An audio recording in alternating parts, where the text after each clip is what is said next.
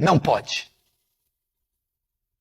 Eu, porém, digo, quem repudiar a sua mulher não sendo por causa de relações sexuais ilícitas. Tem duas palavras gregas aqui. Existe porneia e moicheia, ou moikeia. Porneia é um texto usado para falar prostituição. Moicheia é para se referir a adultério. Se Jesus tivesse permitido divórcio e segundo casamento em caso de adultério, a palavra aqui teria que ser moicheia, adultério. Todo aquele que separar da sua mulher não ser por adultério, comete, e casar com outra, comete adultério. Mas a palavra aqui é porneia, que é relação entre solteiros, é prostituição.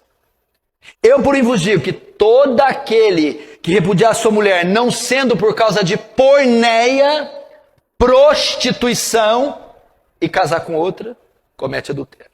A exceção aqui não é para casais casados. A exceção não é adultério. A exceção é para relação sexual entre solteiros. É prostituição. Ele está se referindo aqui ao caso de José e Maria.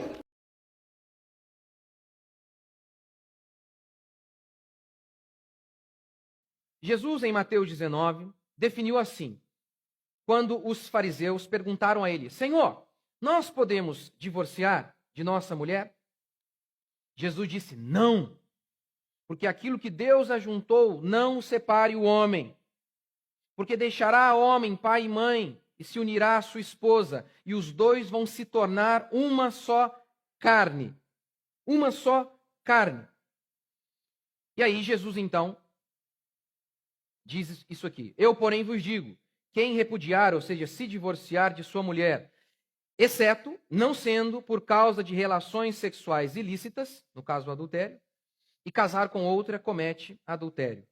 Por isso que nós, protestantes, reformados, nós acreditamos que o único caso de exceção em que é permitido o divórcio é diante do adultério. A Confissão de Westminster vai dizer também em relação quando há abandono.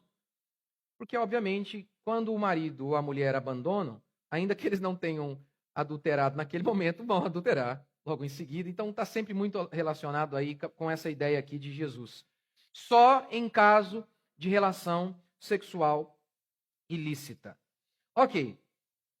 Isso é muito simples de entender também, porque você já deve ter ouvido um pastor ou um padre no dia do casamento dizendo até que a morte o separe. E essa frase está muito correta. Porque o adúltero era morto.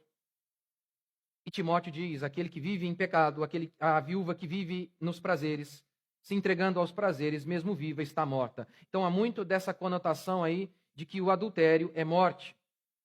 Mas aqui, e aí eu tenho que discordar de alguns irmãos queridos, pastores fiéis e honestos, que acreditam que nem mesmo diante do adultério é permitido o divórcio. Apesar de o texto aqui ser muito claro.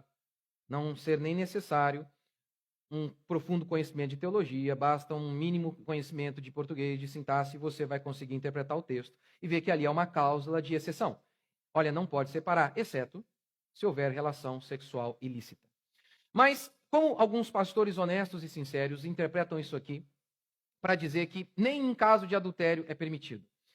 Eles fazem o seguinte, eles dizem, olha, aqui há um erro de tradução. Ora, é claro que eu já acho de início isso um pouco arrogante. João Ferreira de Almeida, um gênio, ele traduziu a Bíblia para o português, ele era reformado, ele usou também francês, italiano e alguns outros idiomas para ter um material de apoio ali para traduzir para o português. Começou, parece que aos 14 anos. Eu acho um pouco arrogante, uma pessoa que nem domina, assim, talvez não domina outro idioma, fala, tá errado aqui, me parece de bate-pronto já uma coisa muito arrogante. Mas, enfim, é só um comentário, isso não é um argumento, não deve servir de argumento. Não registrem nos autos aí. Pois bem, eles dizem isso.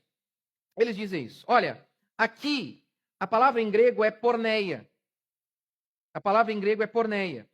E porneia deveria ser traduzido por fornicação, que é a relação antes de casar.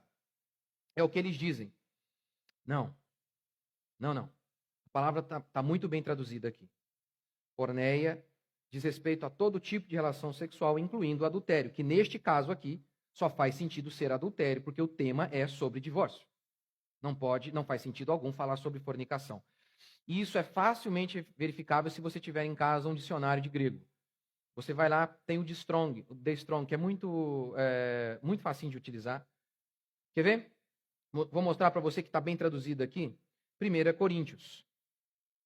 Geralmente se ouve que há entre vós porneia. A palavra aqui em grego é porneia. Você pode conferir na sua casa. Porneia. E porneia tal como nem mesmo entre os gentios. Isto é, haver quem se atreva a possuir a mulher de seu próprio pai. Quando um rapaz possui a mulher de seu pai, o que é isso? Isso é fornicação? Isso é adultério. Sair com uma mulher casada é adultério. Então ele diz, olha, entre vocês há porneia a tal ponto de um homem adulterar, traindo o próprio pai. Então o contexto aqui de imoralidade é adultério. Esse é o primeiro ponto. A tradução aqui está muito bem feita. Mas você tem ainda outros fatores para mostrar que, em caso de adultério, é permitido o divórcio. O contexto da fala de Jesus em Mateus 19. Os fariseus perguntam sobre o quê? Sobre casamento. Porque o que eles argumentam aqui é que Jesus está dizendo o seguinte, olha, lembra de José que estava noivo de Maria? Então eles dizem isso, olha, está vendo isso aqui? Este mandamento aqui de Jesus diz respeito ao período do noivado. Se uma pessoa estando noiva com a outra, estando compromissada em relação a outra pessoa, com outra pessoa, e ela tem uma relação, então aí é uma fornicação. Então, neste caso, é permitido romper o noivado. É o que eles interpretam. Mas o problema é, primeiro, a palavra está bem traduzida aqui. A palavra está bem traduzida. Segundo, o contexto todo de Mateus 19 é sobre casamento, não é sobre noivado. É claro, nem a palavra noivado não era usado lá, não era usada no contexto judaico. Os fariseus chegam e perguntam, mestre, Moisés, a gente pode separar? Jesus diz, não. Separar do quê? Do noivado? Não, casamento. E eles continuam, mas Moisés permitiu que a gente divorciasse. E aí Jesus diz, permitiu por conta da dureza do coração de vocês. Mas não foi assim desde o princípio. Mais uma vez, o contexto é casamento, não é aquele contrato, aquele acordo pré-nupcial que se fazia em Israel, que a gente chama de noivado. Não, é sobre casamento. E aí Jesus diz sobre casamento. O homem vai deixar pai e mãe e vai se unir à sua esposa e os dois vão se tornar uma só carne. Isso é uma descrição de casamento. Os dois se tornam uma só carne mediante o ato sexual. Ali se confirma isso. Todo o contexto é sobre casamento.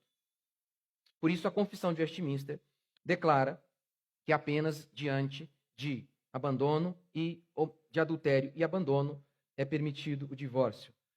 Você se lembra também que eu tenho falado isso constantemente aqui? Jesus disse que o mandamento foi feito para o nosso bem. Que bem nós fazemos a uma mulher que é obrigada a ficar com um homem que sistematicamente atrai.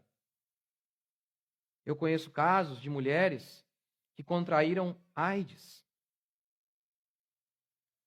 Doenças sexualmente transmissíveis, porque o marido era caminhoneiro e traía constantemente. E ela continuou com ele e ela também ficou doente. Que bem estamos fazendo a essa mulher? Ora, essa interpretação de que não importa o que o homem faça, a mulher deve tolerá-lo o resto de seus dias. Ora, isso é dar um cheque em branco para um criminoso. É proteger o criminoso e não a vítima. Esse é um argumento lógico apenas, não é bíblico, é apenas lógico.